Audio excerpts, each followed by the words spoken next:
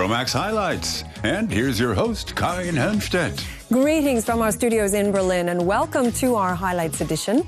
And we've got quite a lineup of top stories from the past week in store for today, starting with the following. Cooking competition. In the Tyrolean town of Ischgl, chefs vied with one another on skis and in the kitchen. Condensed classic. In Berlin, the documentary film The Cologne Ring had its world premiere. Famous festivals celebrating the arrival of spring at the Feria de Abril in Sevilla. Well, usually they compete for Michelin stars or even Go Mio Toques, but this time they had to show their skill and their stamina outside the kitchen as well. The Culinary World Cup is essentially a kind of a chef's special biathlon that brings together about 100 top chefs from Germany and Austria to cook and to flex some muscle. Well, the beautiful resort of Ischgl in Austria played host, and we followed one of Austria's champion chefs through a grueling event. Johann Lafer slips into his white cook's jacket, but this time he's not heading for the kitchen. On his skis, the Austrian is preparing to square off against colleagues on an unaccustomed terrain. Of course, everyone here has ambition. Someone with no ambition might as well be dead. You have to show your best side. Everyone's watching to see what Lafer does and wondering if he can ski as well as cook. He's got the will, but does he have the skill? I'd be happy if I were already at the bottom. When I look down, I have the feeling cooking is easier. Johann Lafer is competing in the Culinary World Cup against about 100 other top cooks from the German-speaking world. Many of them have restaurants in winter sports resorts. And today they're competing for fractions of a second, the way they would to win Michelin stars. Putting effort into it. That's like cooking. Just like in cooking, you can't start simply coasting. Cooking's a team sport. The whole team has to pull together. And here you go out to the starting line and you're alone until you reach the finishing line. And then you have lots of friends again.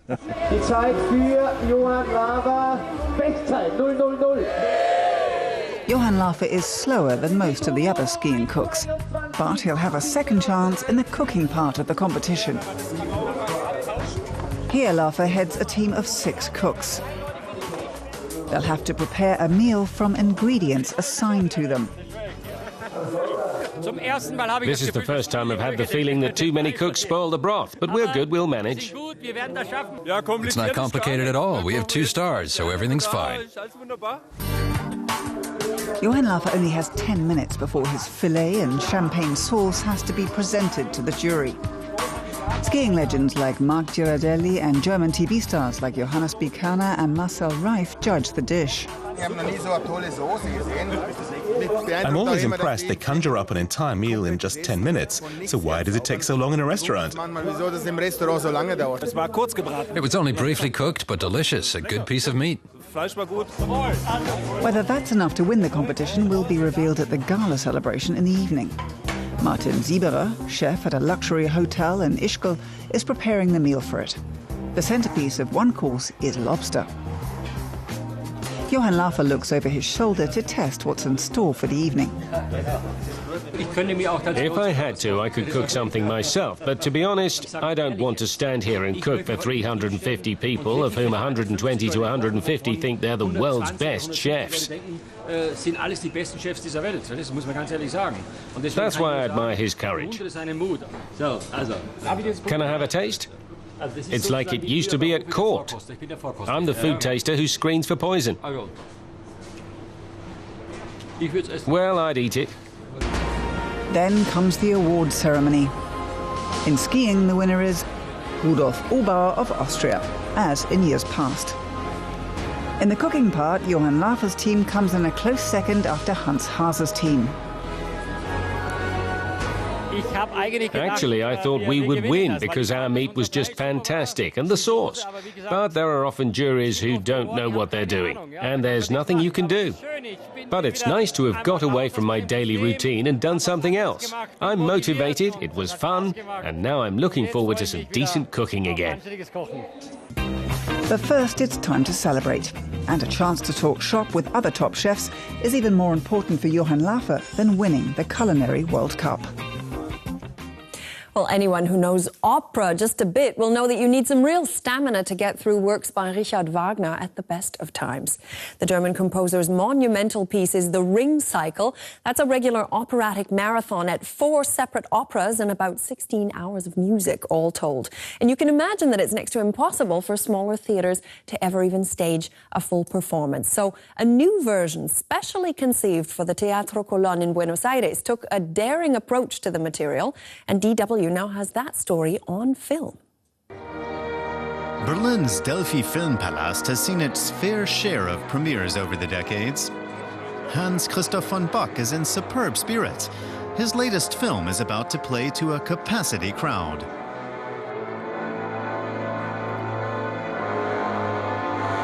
The Colón Ring, Wagner in Buenos Aires, is a 93-minute documentary film.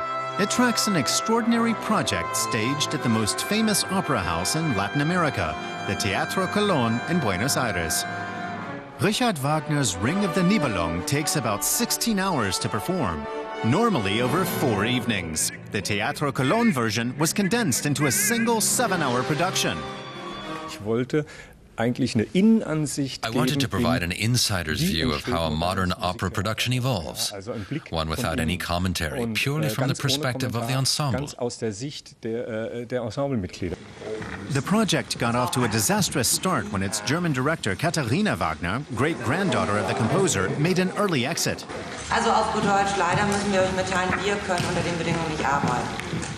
Just 42 days before the premiere. It's a bonus for a documentary filmmaker because it adds to the drama and tension. That lack of certainty suddenly opened up new developments. It was great in terms of the film story.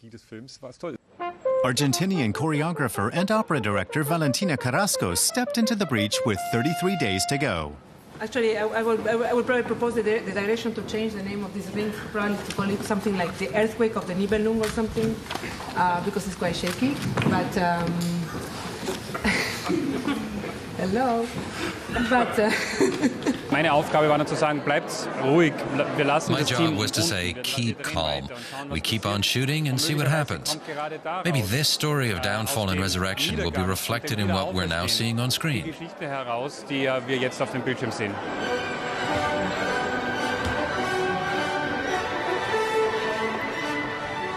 DW initiated the documentary film and was responsible editorially. The most exciting part was doing The Ring as it's never been seen before. That really interested us. And the second thing that we found interesting was the intercultural dialogue, which has always been a key issue for Deutsche Welle. Classical music has perennially been a DW focus. Large-scale productions like the Beethoven Project or Schumann at Pier 2 yielded award-winning films. The Colón Ring is to become part of that tradition.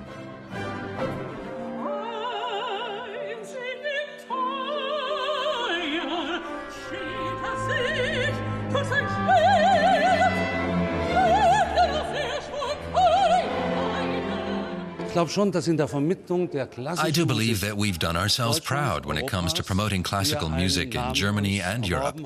Today's production, and the one following it now, and their broadcast on Deutsche Welle, are further pieces in that mosaic. The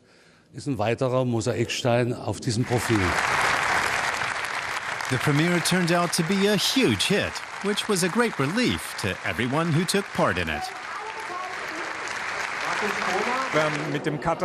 Every day for 6 weeks, we sat with the editors 10 hours each day and worked through all the material. And to see it, the way it's been condensed like this on the big screen, is fantastic. Many of the people featured in the film attended the opening ceremony. For them, the Wagner Marathon continues, such as signing DVDs of the documentary, which they've just seen for the first time. the film magically catches this balance, the words between difficulty and will and fun. I thought it was wonderful in the sense that it showed not just all the positive sides, it showed all the background discussions and conflicts that we had, as well as the positive outcome. Der Film war so ein bisschen The film was like reliving our time back then. As the film depicts, we really did spend it as though we were sealed off hermetically. We didn't see anything outside the hotel and the opera house.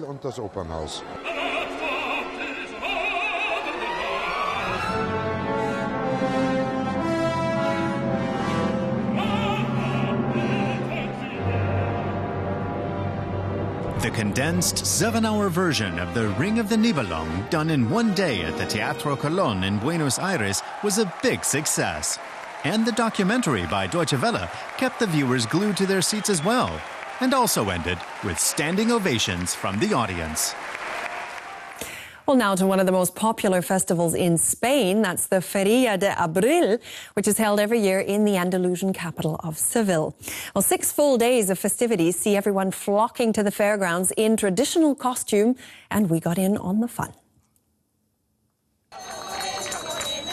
April in Seville. It's hot, but women are wearing long sleeves. Men are in suits. The locals love to dress up for the festival. For 6 days in a row, they dance, eat, and drink. Visitors either take a carriage or stroll through the city. It's important to see and be seen, but friends and family are the priority. For us, it's a week we can't miss at any cost. We look forward to it all year round. Women dancing flamenco are more enchanting than anything else in the world. It's a typical Spanish festival in Seville. More than 1,000 tents have been pitched. Called casetas, most belong to families, clubs, or professional associations. Only invited guests get in.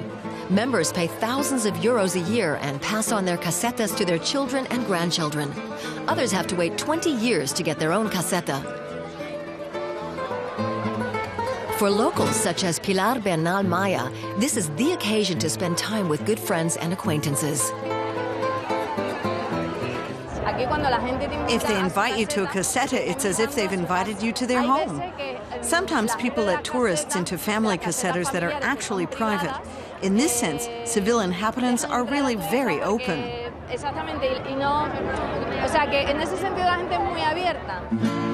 Some say exclusivity is why the Feria has remained a local festival. But there are some tourists. Apart from beer and wine, people like to drink rebujito, sherry with lemonade. Tourists who've had their fill of street entertainment can get something to eat or drink in a public caseta. And the lucky ones might even get invited to a private tent. We invitation to casa. Vino, Iberico, very happy. Very happy. Very happy. Bright flamenco dresses are a key component of the Feria. Founded in 1847, it was a cattle market that gradually became more and more of a festival. And a catwalk for flamenco. This year, black and red are trendy, and long fringes. Men also wear traditional garb, a short jacket and a hat called a cordobés. Other regional costumes in Spain remain the same. But here, there are always new trends. If you want to wear the same dress 2 times in a row, you should definitely change something. Add something new. While some party, others have to work. For the designer, Rocío Montero, the Feria means big business. A customer from Valencia is coming on the weekend, and her new dress has to be finished in time. The family-owned company Lina has been making flamenco dresses for over 50 years. Grace Kelly was one of their customers. A tailor-made dress starts out at about 800 euros.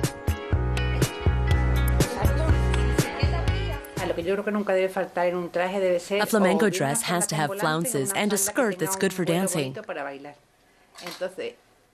The number of frills, their size, and where they're attached changes from one year to the next and from one designer to the next. The other thing is that it should be close-fitting, so a woman can dance well. That's the point, after all. The Feria would simply not be the same without the Sevillana. Its light-hearted music and dance are popular all over Spain. and it's a far cry from the much heavier flamenco. In fact, earlier the men used it to court the ladies.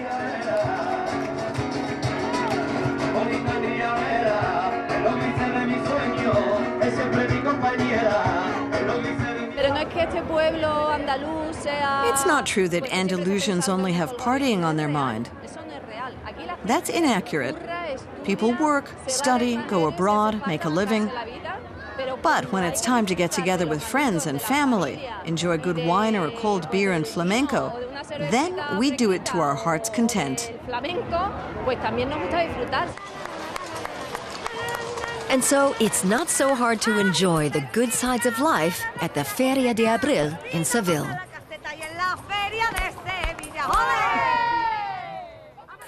Well, many cultures here in Europe associate breaking glass with the arrival of good luck. And for Polish artist Marta Klonowska, that may very well be true. The 49-year-old Warsaw native uses carefully broken shards of glass to create animal figures that are actually inspired by paintings from the Grand Masters. Well, some of her works are now on show right here in Berlin, but there's no petting allowed. Figures from paintings by the old masters, rendered in thousands of pieces of glass. This dog kept watch over his master in a painting by Peter Paul Rubens for over 400 years. Polish sculptor Marta Klonowska has now transported him into another current dimension.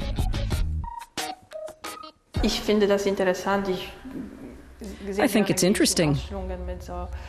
I really like to go to exhibitions of the old masters. There's always something new to discover. So I thought it would be interesting to take something from these paintings and reinterpret it as something of my own. Klonowska focused on the animals in the old masterpieces, plucking them from the background and placing them center stage. Like this dog from a painting by French artist Claude Louis Deray. The only thing left of his mistress is a pair of shoes.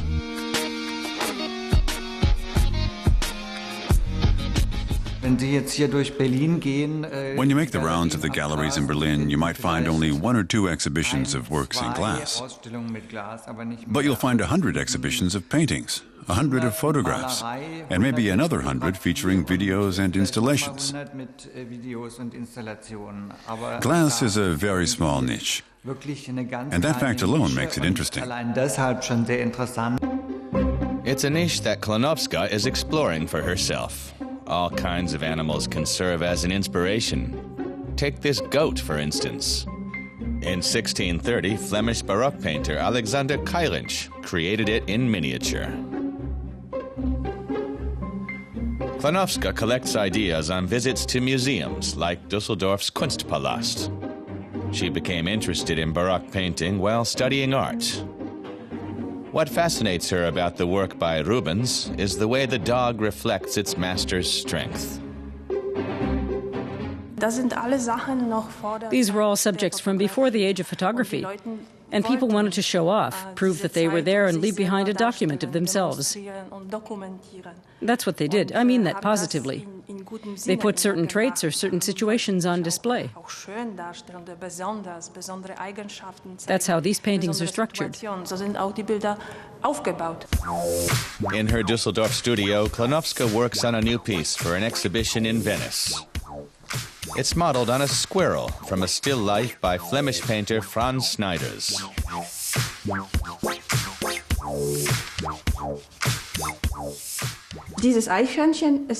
This squirrel is a cute little animal, in theory at least.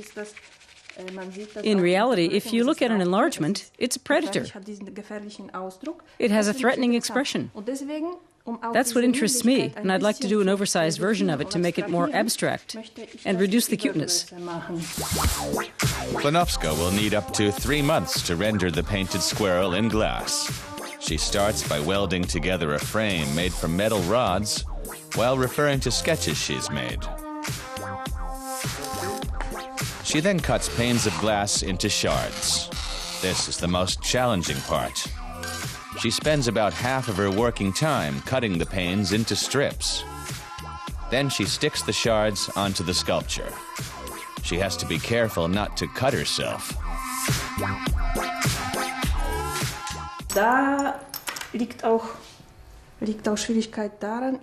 The problem is knowing when to stop. When you get too tired, your concentration drops off, and then you move in ways you shouldn't. It's easy to slit your hand open. In all her years of working with razor-sharp edges, Marta Klanowska has never seriously injured herself. The sculptor is currently exhibiting in Berlin her glass menagerie featuring 4 centuries of art history. And finally, when it comes to phenomena like mental telepathy or clairvoyance, most people usually pass it off as supernatural hocus pocus. And yet there are some performers who can get even the staunchest of naysayers to start doubting. Well, they call themselves mentalists, and one of the most successful at the moment is Germany's very own Christoph Kuch. He's the 2012 world champion in this mysterious discipline, and so we did our best to get into his head. Mentalist Christoph Kuch baffles his audience at a show in Schwabach in southern Germany. He can predict the sequence of an entire deck of cards, or numbers, even secret PIN numbers, and call dice,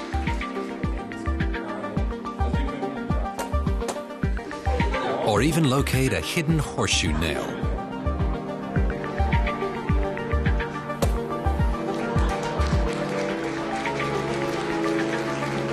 The mind's magic needs no sleight of hand. It's nice to see that something impossible can turn out to be true. It's a complete surprise. I'd never imagined something like this would work. A personal identification number or these digits at the beginning. There are so many possibilities, and he managed to get it. Fascinating. It's a very strange feeling when someone knows what you know or what you're thinking. I've brought along a 50-cent coin, heads and tails. Let me give it to you. And now please place your hands behind your back. Decide on one hand. Bring your hands forward again and stretch them out towards me. 80% of people slightly point their nose subconsciously towards the hand holding the coin first time round. Get here isn't an exception, so please just drop the coin.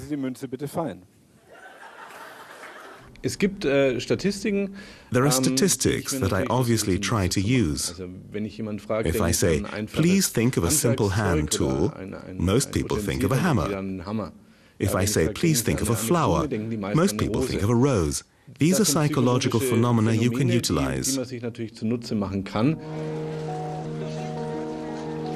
Christoph Kuch studied business, but his passion is mental magic. As a mentalist, the 38-year-old analyzes psychological surveys and studies people's gestures and facial expressions. Other magicians do tricks that are technically elaborate, like Hans Klok from the Netherlands. Mentalists don't need special effects. They work with the power of suggestion, just like Germany's Nikolai Friedrich, who became the world mental magic champion in 2009. In 2012, Christoph Kuch followed in his footsteps when he won the World Championship with a mental experiment he'd worked on for a decade. A volunteer thinks of a few numbers and jots them down, including a year that a coin was minted. Finally, the magician hands her a coin from exactly that year. I'll give you a magnifying glass so you can see the engraving on the coin. Now turn it round and look at the date. So, loud and clear, what number do you see? 1888. Really? Yes. The lingering shadow of a doubt you see in most people is interesting. They're wondering if there's more to it than just common sense. That's fascinating. When people see a magician, they know they're going to be enchanted, but they also always know there's a trick there too. Mental magic is different because they never know where the magic starts and psychology stops. Wann setzt die Zauberei an, wann hört die Psychologie auf? Audiences worldwide want to see Christoph Kuch combine the power of suggestion with illusion. He's even scheduled for a show at the famous Magic Castle in Los Angeles. Well, that brings us to the end of this edition of our highlights. Thanks very much for joining us. And until we meet again, from all of us here in Berlin, best wishes, alles Gute, tschüss und auf Wiedersehen.